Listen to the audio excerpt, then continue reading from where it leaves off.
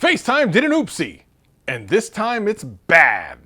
I'll tell you what it is right after this. This is, you listening to Travis. What up, players? Welcome back, and for all you new people, welcome. My name's Travis, and I do tech videos every single week and have a blast doing them. If that sounds like fun to you, sit back, relax, and enjoy the video. Anything I talk about will be in the description below, but for now, let's get into that video. All the Apple people out there on update 12.1, there's a new bug that's absolutely terrible. Or funny, depending on how you look at it. You see, FaceTime now has a bug where you can listen to the people you're calling even if they don't answer. That's terrible. And it's not difficult to invoke. As a matter of fact, it's so simple. If you have an iPhone on 12.1 right now, iPhone XR works, and I think the other ones do as well, but I only have the XR. You can try this, but don't do it to someone that, isn't aware you're going to do this, but I'll tell you how the bug works. It's super simple. You start a FaceTime call. You swipe up from the bottom. You add yourself, which brings up the point. How did someone figure this out? They added themselves to a call?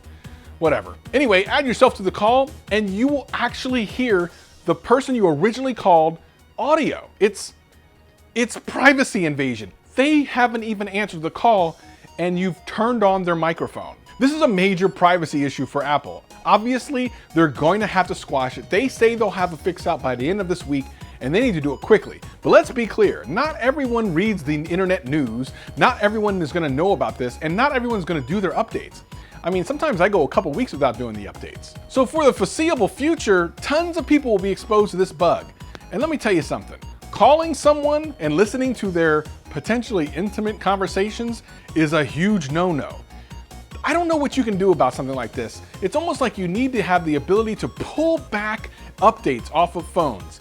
I don't know what else you could do. You could come out with a mandatory update system that makes sure before you can use your phone, you get the update.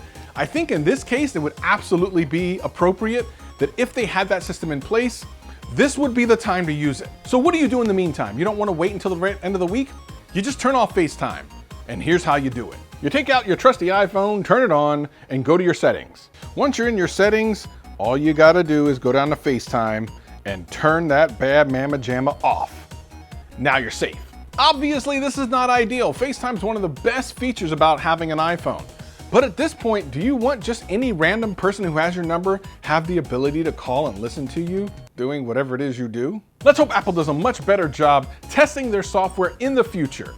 Maybe hire some hackers or something. Listen, Apple is on the struggle bus, I'm not gonna lie. They've had a bad couple of months. They went from being the world's most valued company, over $1 trillion, to not being that company, to not having good phone sales, to this.